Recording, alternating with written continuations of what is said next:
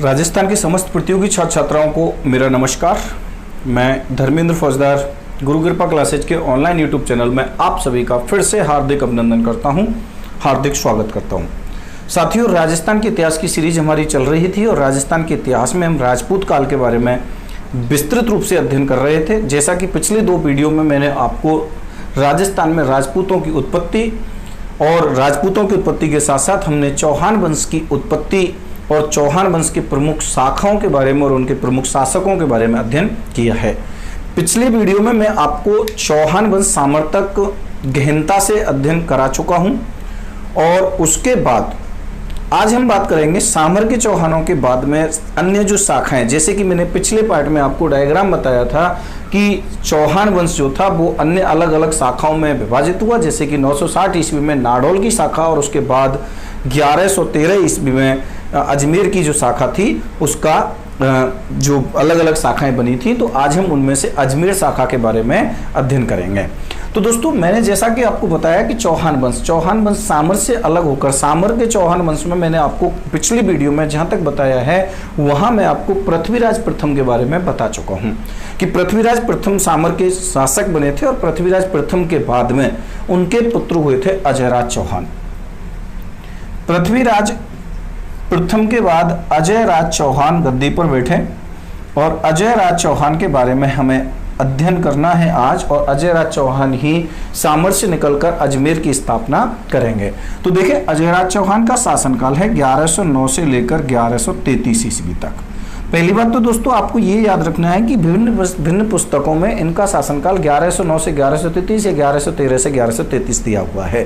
इसका मतलब ये है कि 1109 में सामर की गद्दी पर बैठे थे, लेकिन 1113 ईस्वी में सामर से निकलकर अजमेर में इन्होंने अपने शासन की स्थापना की थी। तो इस कारण हुआ 1113 भी मिल जाता है, लेकिन आपको ज्यादा माइंड नहीं करना है, तो ये ध्यान रखें। तो देखिए अजयराज चौहान के बारे में, तो अजयराज चौहान के पिता का नाम क्या है? तो आपको पता है अजयराज चौहान के पिता का नाम है पृथ्वीराज प्रथम। ये आपको ध्यान रखना है, पृथ्वीराज प्रथम, है ना। पृथ्वीराज प्रथम, आप पृथ्वीराज प्रथम को पृथ्वीराज चौहान नहीं पढ़ेंगे, क्योंकि पृथ्वीराज चौहान मैं आपको वैसे बता चुका हूं कि पृथ्वीराज चौहान पृथ्वीराज तृतीय थे। ठीक है कि अभी पृथ्वीराज प्रथम है, पृथ्वीराज द्वितीय, उसके बाद पृथ्वीराज तृतीय जो है उन्हें हम इतिहास में पृथ्वीराज चौहान के नाम से जानते हैं। तो ये पृथ्वीराज प्रथम है, ये आपको ध्यान रखना है। वो पृथ्वीराज चौहान नहीं है जो संयुक्ता के साथ उनका यानी जो संबंध रहा मोहम्मद गौरी के साथ युद्ध हुए, वो पृथ्वीराज तृतीय होंगे, जो आगे चल के हम पढ़ेंगे। ठीक है, अब हमें यहाँ याद देखना है कि अजयराज चौहान के बारे में। तो अजयराज चौहान 1109 ईस्वी में जब सामर की गद्दी पर बैठे दोस्तों, तो इनके शासनकाल की प्रमुख घटनाएं हमें पढ़नी है। अब इनके शासनकाल की प्रमुख घटनाएं पढ़नी है। तो 1109 में ये सामर की गद्दी पर बैठे, तो जैसे ही ये गद्दी पर बैठे तो इन्होंने अपने मूल राज्य, अब प्रमुख घटनाओं में हम देखें तो इन्होंने अपने मूल राज्य का मतलब सामर, ठीक है ना, इन्होंने अपने मूल राज्य सामर की सुरक्षा एवं सामर का अपने मूल राज्य का विस्तार, सामर की सुरक्षा एवं अपने मूल राज्य के विस्तार की नीति को अपनाया। और सुरक्षा एवं विस्तार की नीति को अपनाते हुए दोस्तों इस अजय राज चौहान ने 1113 ईस्वी में, कब की बात है? 1113, ध्यान रखना है आपको। 1113 ईस्वी में सामर से निकलकर अरावली पर्वतमाला के बीचों बीच में यानी मध्य में हम कह सकते हैं, यहाँ एक नगर बसा दिया जिसे हम अजय मेरू या अजय नगर कह सकते हैं या अजमेर नगर के नाम से भी जानते हैं। बाद में अजमेर नगर के नाम से ही इसका नामकरण हुआ। तो अजमेर नगर की स्थापना कर दी दोस्तों, और इसके बाद में इस नगर की 4 दीवारी यानी किलेबंदी करवा के और यहाँ पर एक दुर्ग का निर्माण करवा दिया, जिसे हम अजमेर दुर्ग या अजय मेरू दुर्ग के नाम से भी जानते हैं। तो अजय मेरू दुर्ग। अब आपको यहाँ ध्यान रखना है दोस्तों कि अजमेर दुर्ग का निर्माण और अजमेर शहर की स्थापना दोनों के दोनों ही कब हुई है? 1113 ईस्वी में। एक ही साथ इनका आपको ध्यान रखना है कि अजमेर नगर की स्थापना और अजमेर दुर्ग का निर्माण 1113 ईस्वी में किसके शासनकाल में किया गया है? अजय राज चौहान के शासनकाल में। तो अब यहाँ से ही इन्होंने अपना शासन प्रबंध प्रारंभ किया। तो इसी कारण ये जो अजय राज चौहान है, इन्हें अजमेर में चौहान वंश का संस्थापक माना जाता है। तो ध्यान रखना है कि अजमेर में चौहान वंश का संस्थापक, और अजमेर में चौहान वंश की जो नींव डाली है, या मैं कह सकता हूँ संस्थापक, तो जैसे चौहान वंश का संस्थापक किसे माना जाता है? वासुदेव चौहान को, लेकिन यहाँ पर प्रश्न ही हो गया कि अजमेर में चौहान वंश का संस्थापक किसे माना जाता है। तो अजमेर में चौहान वंश का संस्थापक किसे माना जाता है? अजमेर में चौहान वंश का संस्थापक हो गया अजयराज चौहान को। 1113 ईस्वी आपको याद रखनी है। और दोस्तों इसी अजयराज चौहान के शासनकाल को ही, इंपॉर्टेंट क्वेश्चन है, ध्यान रखना है, अजयराज चौहान के शासनकाल को ही चौहानों का निर्माण काल कहा जाता है। ध्यान रखना है, चौहानों का निर्माण काल। आगे चलकर हम इसी वंश में पढ़ेंगे चौहानों का स्वर्ण काल। तो चौहानों का स्वर्णकाल बीसलदेव चौहान या बिग्रेराज चतुर्थ के नाम के शासनकाल को कहा जाता है। लेकिन चौहानों का जो निर्माण काल कहा जाता है, तो आपको ध्यान रखना है कि निर्माण काल किसके शासनकाल को कहा जाता है? अजयराज चौहान के शासनकाल को ही कहा जाता है। इनके शासनकाल की अन्य प्रमुख घटनाओं के बारे में अगर दोस्तों हम बात करते हैं, तो अजयराज चौहान ने मालवा के शासक नरबर्मन को परास्त किया। मालवा के शासक नरबर्मन को परास्त किया। इसके अतिरिक्त दोस्तों आनिलवाड़ा, यानी कि वर्तमान में गुजरात में है आनिलवाड़ा, आपको ध्यान रखना है, मालवा के शासक नरबर्मन को परास्त किया है। आनिलवाड़ा के शासक मूलराज द्वितीय को परास्त किया। चालुक्य वंशीय शासक था मूलराज द्वितीय, इसको परास्त किया। तथा इसके अलावा दोस्तों तुर्क शासक शहाबुद्दीन को परास्त किया था। तो ये अजयराज चौहान के शासनकाल की अन्य प्रमुख घटना के बारे में हम बात कर रहे हैं। इनके अतिरिक्त दोस्तों अगर हम बात करें, तो ये जो अजयराज चौहान थे, अजयराज चौहान ने अपने नाम से, यानी श्री अजयदेव, ध्यान देना यहाँ पर इंपॉर्टेंट क्वेश्चन है, अजयराज चौहान ने श्री अजयदेव के नाम से चांदी के सिक्के जारी करवाए थे। ठीक है, कि श्री अजयदेव के नाम से चांदी के सिक्के जारी करवाए थे दोस्तों। और इनके द्वारा जारी करवाए गए सिक्कों पर इनकी पत्नी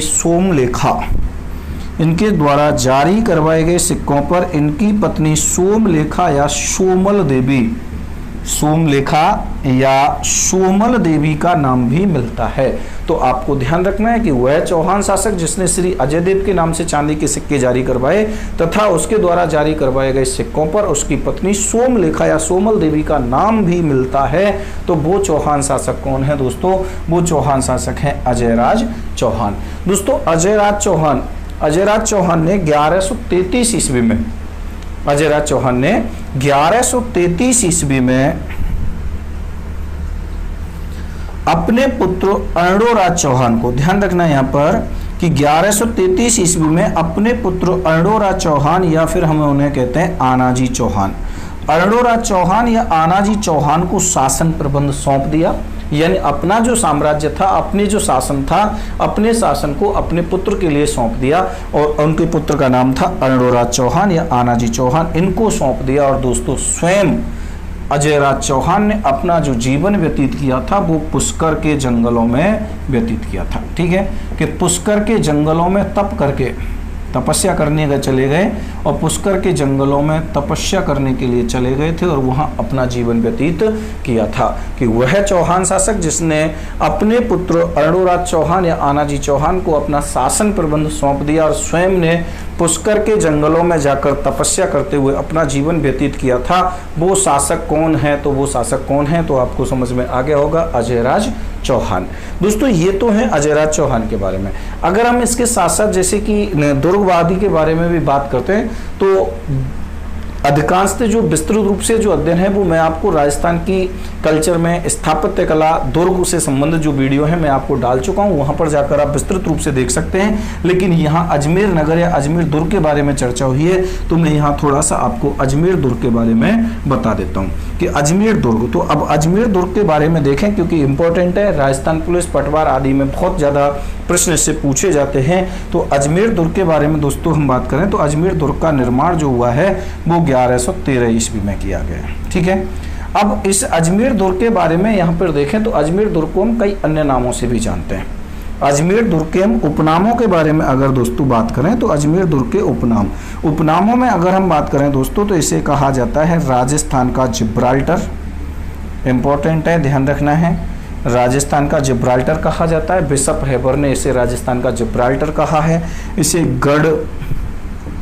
बीठली दुर्ग के नाम से जाना जाता है, गढ़बीठली दुर्ग कहा जाता है। इसे राजपूताने की कुंजी कहा जाता है, ध्यान रखना है दोस्तों, राजपूताने की कुंजी कहा जाता है। इसे अजय मेरू दुर्ग के नाम से जाना जाता है। इसे तारागढ़, ध्यान रखना है दोस्तों, इसे तारागढ़ के नाम से भी जाना जाता है। अब दोस्तों इसमें हम देखें तारागढ़, तारागढ़ के नाम से जाना जाता है, तो इस दुर्ग में जो निर्माण जो करवाया है वो तो अजय राज चौहान ने करवाया था, लेकिन इस दुर्ग की मरम्मत का कार्य राणा सांगा के भाई थे कुंवर पृथ्वीराज, जिन्हें उड़ना राजकुमार के नाम से जानते हैं। मेवाड़ के रायमल का पुत्र था और मेवाड़ के रायमल के पुत्र कुंवर पृथ्वीराज या उड़ना राजकुमार, मैं कह सकता हूँ राणा सांगा का ज्येष्ठ भ्राता, ठीक है। तो उन्होंने इस दुर्ग की मरम्मत का कार्य करवाया था और मरम्मत कार्य करवाने के बाद इस दुर्ग में अपनी पत्नी तारा, उनकी पत्नी का नाम था और तारा के नाम पर इस दुर्ग का नाम क्या रखा था, तारागढ़ का किला। ध्यान रखना है राजस्थान में 2 तारागढ़ के किले हैं, एक बूंदी का किला और एक अजमेर का किला। तारागढ़ अजमेर के किले का नाम उड़ना राजकुमार कुंवर पृथ्वीराज की पत्नी के नाम पर है और बूंदी के किले का नाम तारागढ़ उसकी तारे जैसी आकृति के कारण है। दोस्तों अगर हम इस बात करें यहाँ पर कि अजमेर दुर्ग के बारे में, तो अजमेर दुर्ग में अन्य बहुत सी ऐसी चीज़ें, बहुत से ऐसे प्रसिद्ध स्थान हैं जो पेपर में लगातार पूछे जाते हैं। जैसे कि मैं अगर यहाँ बात करूँ तो मीरान शाह की दरगाह इसमें बनी हुई है, मीरान शाह की दरगाह, ध्यान रखना है कि यहाँ मीरान शाह की दरगाह बनी हुई है। इसके अतिरिक्त दोस्तों यहाँ घोड़े की मजार बनी हुई है, घोड़े की मजार बनी हुई है। पृथ्वीराज, कुंवर पृथ्वीराज जो है, कुंवर पृथ्वीराज का स्मारक बना हुआ है, पृथ्वीराज स्मारक यहाँ पर बना हुआ है दोस्तों। इसके अतिरिक्त यहाँ नाना जी का झालरा, ध्यान रखना है, नाना जी का झालरा यहाँ पर बना हुआ है, ठीक है। कई सारे प्रमुख बुर्ज यहाँ पर हैं, गुगड़ी बुर्ज, फूटा बुर्ज, ठीक है, बहुत से इमली बुर्ज इस दुर्ग में है। मैं आपको राजस्थान स्थापत्य कला में विस्तृत रूप से इन दुर्गों का अध्ययन करा चुका हूँ। एक बार आप राजस्थान कल्चर की प्लेलिस्ट निकालें और वहाँ पर जाके स्थापत्य कला और कल्चर की जितनी भी वीडियो उनका एक बार गहनता से अध्ययन करें। मेरा दावा है कि आपका एक भी क्वेश्चन बाहर नहीं जाएगा, ठीक है। तो यहाँ पे नाना जी का झालरा यहाँ पर बना हुआ है। रूठी रानी की छतरी यहाँ पर बनी हुई है, ध्यान रखना है, रूठी रानी की छतरी बनी हुई है। इसके अतिरिक्त दोस्तों मारवाड़ के शासक राम मालदेव की जो पत्नी थी रूठी रानी उमादे भी इस दुर्ग में रही थी। तो ये है आपका कौन सा दुर्ग, मैंने मोटा मोटा बता दिया आपको अजमेर दुर्ग के बारे में। और हमारा हो गया कौन यहाँ पे, अजय राज चौहान के बारे में। जैसा कि मैंने आपको बताया कि अजय राज चौहान ने 1133 ईस्वी में अपना साम्राज्य किसको दे दिया, अपने पुत्र अर्णोराज चौहान को दे दिया। तो अब यहाँ पर अजमेर की गद्दी पर कौन आ जाता है, तो अब अजय राज चौहान के स्थान पर यहाँ अर्णोराज चौहान का शासनकाल आ जाता है। तो अब हमें देखना है अर्णोराज चौहान के बारे में, इंपॉर्टेंट है, प्रश्न पूछ लिए जाते हैं। लगातार आप एंड तक बने रहें और अभी तक जिन भाइयों ने चैनल को सब्सक्राइब नहीं किया है वो कृपया चैनल को सब्सक्राइब करके बेल आइकन को जरूर प्रेस कर लें, जिससे कि आपको आने वाली वीडियो का नोटिफिकेशन सबसे पहले पहुंच जाए, जिससे कि आपको पता चल जाए कि वीडियो आ चुकी है और तुरंत आप उसका लाभ ले सकें। और वीडियो को शेयर जरूर कर दें, जिससे कि ज़रूरतमंद लोगों को ये जानकारी पहुंच सके। दोस्तों अब हम बात करेंगे अजय राज चौहान के बाद अजमेर के चौहान शासकों में अर्णोराज चौहान के बारे में। किसके बारे में बात करेंगे, अर्णोराज चौहान को आनाजी चौहान के नाम से भी जाना जाता है, ध्यान रखना है। अर्णोराज चौहान को आनाजी चौहान के नाम से भी हम जानते हैं, अर्णोराज चौहान या आनाजी चौहान। अब यहाँ पर देखेंगे अर्णोराज चौहान या आनाजी चौहान का शासनकाल कब से कब तक है, तो 1133, ध्यान रखना है, 1133 ईस्वी से लेकर 1155 ईस्वी तक, 1133 से 1155 ईस्वी तक आनाजी चौहान या अर्णोराज चौहान का शासनकाल रहता है। अब हमें देखना है इनके पिता के बारे में। तो इनके पिता और अर्णोराज चौहान के पिता का नाम है अजय राज चौहान। जैसा कि हम बता चुके, अजय राज चौहान ने अपना शासन इनको सौंप दिया और पुष्कर के जंगलों में तप करने के लिए चले गए, ठीक है, अजय राज चौहान। दोस्तों इस अर्णोराज चौहान की अगर रानियों के बारे में बात करें तो 2 प्रमुख रानियां इनकी हमें मिलती हैं। रानियों के बारे में बात करेंगे तो इनकी 2 रानियां मिलती हैं, ध्यान देना इधर। एक तो है सुधभा, एक रानी का क्या नाम है, सुधभा, और दूसरी चालुक्य वंशी शासकों की राजकुमारी थी कांचन देवी। कांचन देवी, तो ध्यान रखना है यहाँ पर एक का नाम है सुधवा और दूसरी का नाम क्या है, कांचन देवी। दोस्तों सुधवा जो थी इनके 3 पुत्र थे। सुधवा के कितने पुत्र थे, 3। सुधवा के 3 पुत्र थे। यहाँ पे ध्यान देना, इधर एक जगदेव, दूसरे थे देवदत्त, ये पीछे आपकी समझ में आ जाएगा, एक बार ढंग से रखना है क्योंकि बाद में काम आएगा। देवदत्त, और तीसरे का नाम था दोस्तों विग्रहराज चतुर्थ या बीसलदेव चौहान। विग्रहराज चतुर्थ, ठीक है, या इन्हें हम बीसलदेव चौहान के नाम से भी।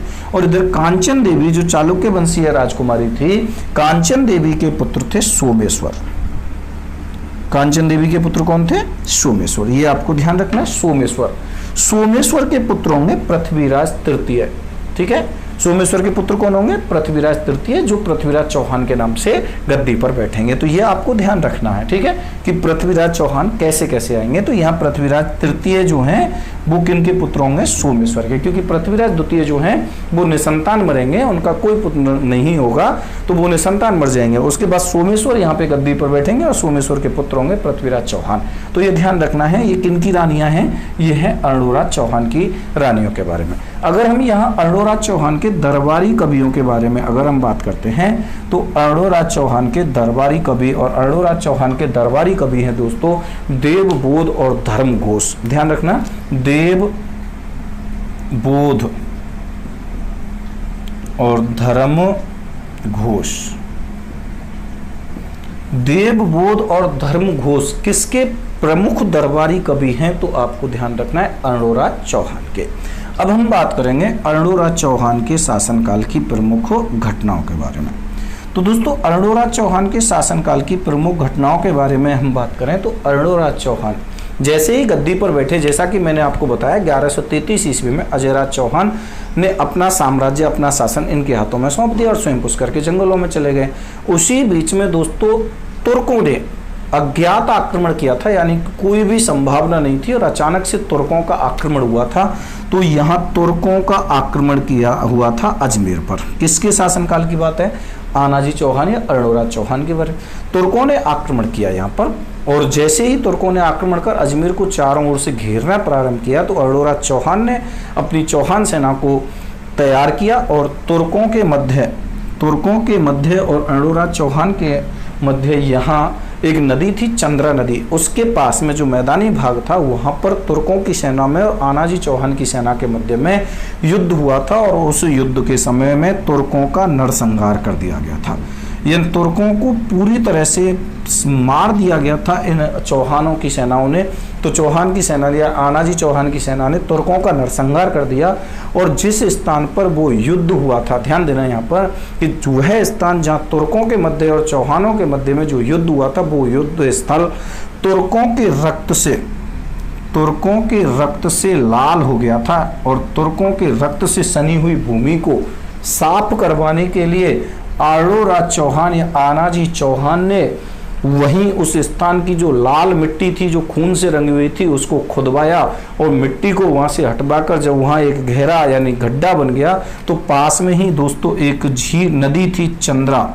कौन सी नदी, चंद्रा। ये पूछा जा चुका है, ध्यान रखना है, चंद्रा नदी। और चंद्रा नदी से उसमें पानी भर दिया गया और वो उसने एक झील का स्वरूप ले लिया दोस्तों, और वो झील बन गई, कौन सी झील, आना सागर झील। तो आपको ध्यान रखना है, आना सागर झील कहाँ पर स्थित है, अजमेर में स्थित है। किस झील के किनारे स्थित है, चंद्रा नदी के किनारे स्थित है। इसी नदी से जल की आपूर्ति होती है आना सागर झील को, और आना सागर झील का निर्माण अर्णोराज चौहान या आनाजी चौहान ने करवाया। क्यों करवाया, तुर्कों के रक्त से सनी हुई भूमि को साफ करने के लिए, या तुर्कों के रक्त से अपवित्र हुई भूमि को पवित्र करवाने के लिए किस झील का निर्माण करवाया गया था, आना सागर झील का निर्माण करवाया गया था। कालांतर में मुगल शासनकाल में दोस्तों जहांगीर ने इस झील के किनारे एक शाही बाग लगाया था, जिस दौलत बाग के नाम से। जहांगीर ने यहाँ पर एक शाही बाग यानी दौलत बाग लगाया था, और इस दौलत बाग को वर्तमान में सुभाष उद्यान के नाम से जाना जाता है। ध्यान रखना है कि दौलत बाग को वर्तमान में किस नाम से जाना जाता है, इसे सुभाष उद्यान के नाम से जाना जाता है, तो आपको ये ध्यान रखना है। इसके अतिरिक्त दोस्तों जहांगीर के बाद दोस्तों शाहजहां और मुगल शासक शाहजहां ने इस झील के किनारे, ये जो आना सागर झील है, इस आना सागर झील के किनारे संगमरमर के 12 दरवाजे बनवाए थे और संगमरमर के जो 12 दरवाजे बनवाए थे उन 12 दरवाजों को 12 दरी के नाम से जाना जाता है। तो ध्यान रखना है 12 दरी क्या है, संगमरमर के 12 दरवाजे हैं जिनका निर्माण किसने करवाया, शाहजहां ने करवाया। किस झील के किनारे करवाया, आना सागर झील का निर्माण किसने करवाया, अरुणराज चौहान ने। क्यों करवाया, तुर्कों के रक्त से अपवित्र हुई भूमि को साफ करने वाले। कौन सी झील, कौन सी नदी से पानी की आपूर्ति, चंद्रा नदी से। अब इसके बाद में देखें दोस्तों, ये जो आनाजी चौहान के शासनकाल में 1142 ईस्वी में चालुक्य और चौहानों के मध्य संघर्ष हुआ था, और चालुक्य और चौहानों के मध्य संघर्ष हुआ तो समय था दोस्तों 1142 ईस्वी। 1142 ईस्वी में चालुक्य शासक था कुमारपाल। ध्यान रखना, चालुक्य शासक है कुमारपाल, और कुमारपाल तथा अरुणराज चौहान के मध्य में एक संघर्ष हुआ। आनाजी चौहान, कुमारपाल और आनाजी चौहान के मध्य में दोस्तों 1142 में एक संघर्ष हुआ था आबू के निकट, आबू सिरोही के पास में जो है वर्तमान में, आबू के निकट एक संघर्ष हुआ था इनमें कुमारपाल और आनाजी चौहान में, जिसमें कुमारपाल की विजय हुई थी और आनाजी चौहान की पराजय हुई थी। तो ध्यान रखना है, तो चौहान और चालुक्य ये जो संघर्ष हुआ कुमारपाल और आनाजी चौहान का, जिसमें किसकी विजय हुई है, कुमारपाल की। ये संघर्ष कब हुआ है, 1142 ईस्वी में दोस्तों ये संघर्ष यहाँ पर हुआ था। इसके अतिरिक्त दोस्तों ये जो अरुणराज चौहान है, इस अरुणराज चौहान ने अजमेर में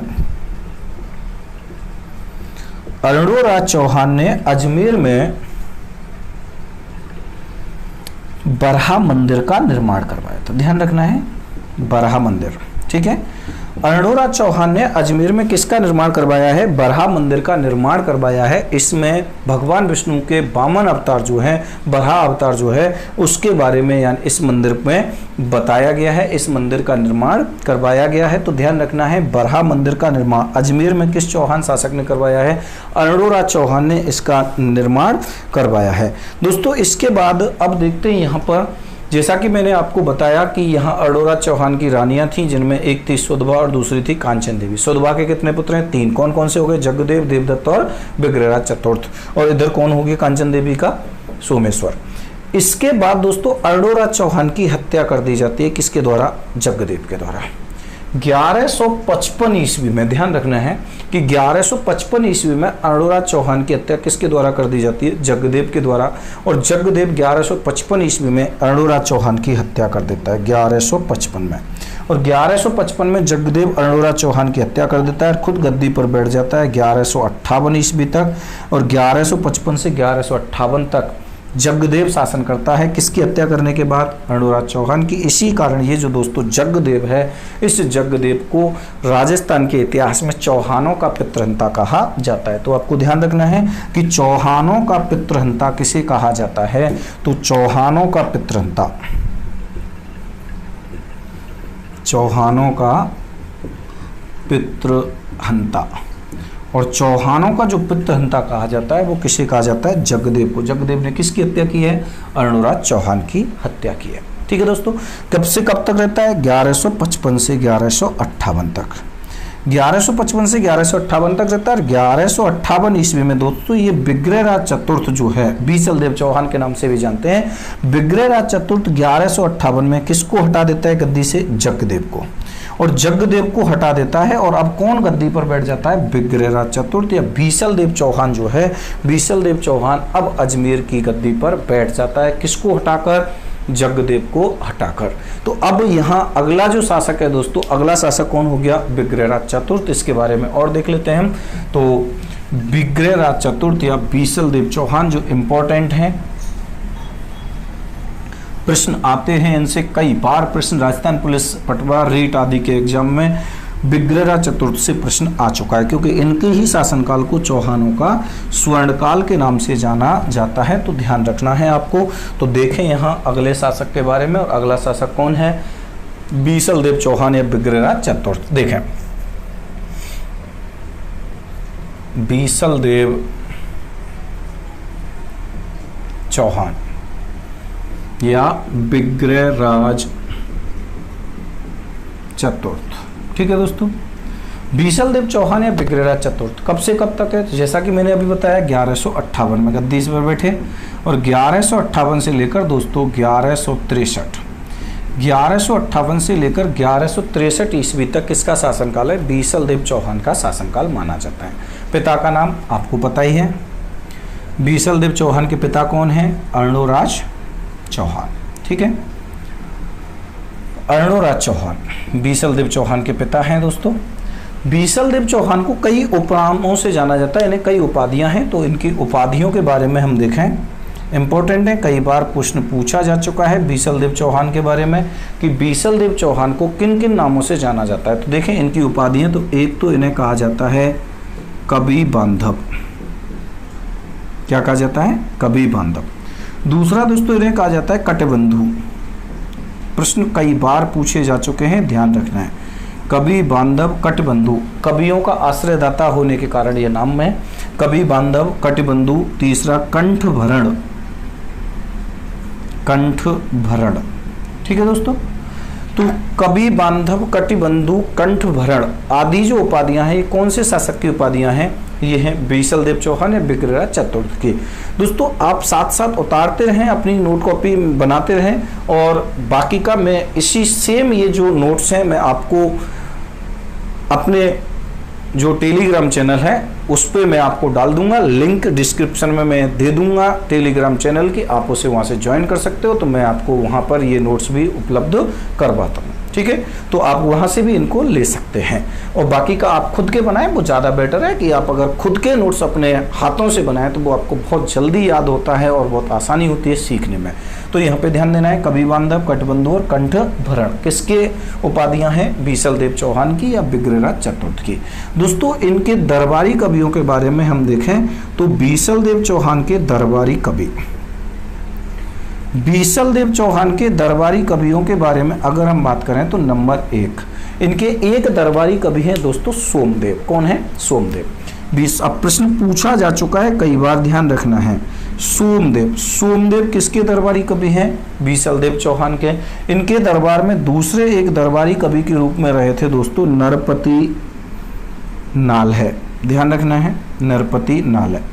ये किनके दरबारी कवि हैं? तो सोमदेव और नरपति नाल किनके दरबारी कवि हैं? बीसलदेव चौहान के। अब जब दरबारी कवि हैं तो इनकी कुछ प्रमुख रचना है जो पूछी जाती हैं, तो यहाँ ध्यान देना है सोमदेव। सोमदेव की रचना ध्यान देना है, सोमदेव, सोमदेव की रचना है दोस्तों ललित विग्रह। सोमदेव की रचना क्या है? ललित विग्रह। नरपति नालय, नरपति नालय की रचना क्या है दोस्तों? तो इनकी रचना के बारे में अगर हम देखें तो इनकी रचना है बीसलदेव रासो। ध्यान रखना है, बीसलदेव रासो। जब मैं आपको साहित्य पढ़ाऊंगा तब इनके बारे में बहुत अत्यधिक वर्णन हम लेके कर चलेंगे। तो अब आपको यह तो ध्यान रखना है, सोमदेव और नरपति नालय किनके दरबारी कवि हैं? बीसलदेव चौहान की। रचनाओं के नाम बहुत ज़्यादा पूछे जाते हैं, किनकी रचना है? तो ध्यान रखना है, सोमदेव की रचना ललित विग्रह और नरपति नालय की बीसलदेव रासो हो गया। अब दोस्तों इनके बीसलदेव चौहान की प्रमुख घटनाओं के बारे में अगर हम यहाँ पर बात करते हैं तो इनके शासनकाल की प्रमुख घटनाएं देखें। इनके शासनकाल की प्रमुख घटनाएं हम देखें तो जब 1158 ईस्वी में बीसलदेव चौहान यहाँ की गद्दी पर बैठे तो इन्होंने अपने साम्राज्य का विस्तार, यानी जैसे सामर से अजमेर तक विस्तार हुआ था उस अब के बाद अब अजमेर से आगे विस्तार किया बीसलदेव चौहान ने। तो बीसलदेव चौहान ने दिल्ली के, ध्यान रखना है यहाँ पर, दिल्ली के तोमर वंशीय शासक तंवर तोमर, दिल्ली के तोमर वंशीय शासक तंवर तोमर को परास्त किया। ठीक है, तंवर तोमर को परास्त कर दिया और दिल्ली पर क्या कर लिया? अधिकार। तो ध्यान रखना है, और दिल्ली पर अधिकार हुआ तो दिल्ली पर अधिकार कर लिया तो दिल्ली तक साम्राज्य विस्तृत हो गया था किनका? चौहानों का। अजमेर से लेकर दिल्ली तक किनका साम्राज्य हो गया? चौहानों का साम्राज्य हो गया। तो इसी कारण इन बीसलदेव चौहान का जो शासनकाल है दोस्तों, इसे चौहानों का स्वर्णकाल, ध्यान रखना है कि इसे चौहानों का क्या कहा जाता है? स्वर्णकाल भी कहा जाता है। तो दिल्ली के तंवर तोमर को परास्त किया, दिल्ली तक अपना साम्राज्य स्थापित कर लिया। इसके अलावा दोस्तों गजनी के शासक गजनी के तुर्क शासक थे खुसरू शाह, तुर्क शासक। और गजनी के तुर्क शासक खुसरू शाह गजनी के तुर्क शासक खुसरू शाह को परास्त करके राज्य से बाहर भगाया था। और इसी कारण चौहानों का स्वर्णकाल कहा जाता है। किसके शासनकाल को? बीसल देव चौहान के शासनकाल को चौहानों का स्वर्णकाल कहा जाता है। इसके अतिरिक्त अगर दोस्तों हम बात करें तो ये जो बीसल देव चौहान है, बीसल देव चौहान ने बीसलपुर कस्बा बसाया। वर्तमान में ये टोंक में है, ध्यान रखना है कि यहाँ बीसलपुर कस्बा बसाया और बीसलपुर कस्बा बसाकर यहाँ बीसलसर सागर झील, बीसलपुर बांध कह सकते हैं या बीसलसर तालाब, ध्यान देना है यहाँ पर। तो बीसलसर तालाब व बीसलपुर बांध का जो निर्माण करवाया है, बीसलपुर कस्बा जो बसाया है, वो किसने बसाया है? बीसल देव चौहान ने बसाया है। दोस्तों यहाँ जो बीसलपुर बांध है, इस बीसलपुर बांध के बारे में अगर हम बात करें तो ये जो बांध परियोजना है ये पेयजल परियोजना के रूप में है, सिंचाई भी है और पेयजल भी है और राजस्थान की सबसे बड़ी पेयजल परियोजना है। इंपॉर्टेंट क्वेश्चन है, ध्यान रखना है कि राजस्थान की सबसे बड़ी पेयजल परियोजना कौन सी है? तो राजस्थान की सबसे बड़ी पेयजल परियोजना कौन सी है? बीसलपुर बांध परियोजना राजस्थान की सबसे बड़ी पेयजल परियोजना मानी जाती है। तो इसकी जो निर्माण करवाया है वो किसके द्वारा करवाया गया? बीसल देव चौहान के द्वारा करवाया गया।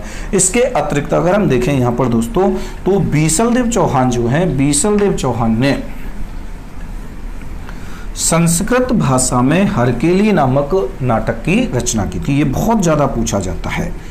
हरकेली नामक जो नाटक लिखा है, संस्कृत भाषा में इसका लेखन कार्य किया गया है और संस्कृत भाषा में हरकेली नामक नाटक की जो रचना की गई है वो किसके द्वारा की गई है? बीसल देव चौहान के। इस हरकेली नामक नाटक में किसका संवाद किया गया है? तो ध्यान रखना है कि भगवान शिव और अर्जुन के मध्य का जो संवाद है, भगवान शिव और अर्जुन के मध्य का जो संवाद है, उस संवाद का जो प्रस्तुतिकरण है वो कौन से ग्रंथ में किया गया है? हरकेली नामक ग्रंथ में ही किया गया है। दोस्तों इसके अतिरिक्त ये जो बीसल देव चौहान है, विग्रहराज चतुर्थ है, विग्रहराज चतुर्थ ने खुद, जैसे मैंने बताया कि कटिबंधु, कविबांधव, कंठभरण, ये तो इनके उपनाम हैं, ये उपाधियां हैं। ये स्वयं संस्कृत के प्रकांड विद्वान थे, स्वयं संस्कृत के प्रकांड विद्वान थे और इसी कारण इन्होंने अजमेर में एक संस्कृत पाठशाला का निर्माण करवाया था। ध्यान रखना है यहाँ पर कि अजमेर में एक संस्कृत पाठशाला, संस्कृत की पढ़ाई को आगे बढ़ाने के लिए, संस्कृत के ज्ञान को आगे ले जाने के लिए संस्कृत पाठशाला का निर्माण करवाया था। कहाँ पर? अजमेर में।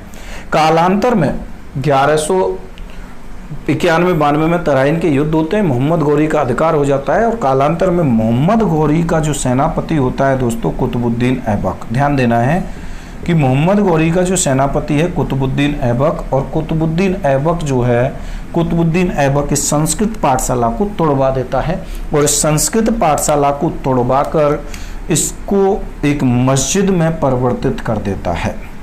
इसको क्या बना देता है? मस्जिद में परिवर्तित कर देता है दोस्तों। और ये राजस्थान की सबसे प्राचीन मस्जिद के नाम से जानी जाती है। ध्यान रखना है कि राजस्थान की सबसे प्राचीन जो मस्जिद के रूप में जानी जाती है वो ये ही मस्जिद है। इस मस्जिद पर पंजाब शाह पीर, ये आपको ध्यान रखना है कि पंजाब शाह पीर का उर्स लगता है। उर्स यानी कि मेलों को कहा जाता है।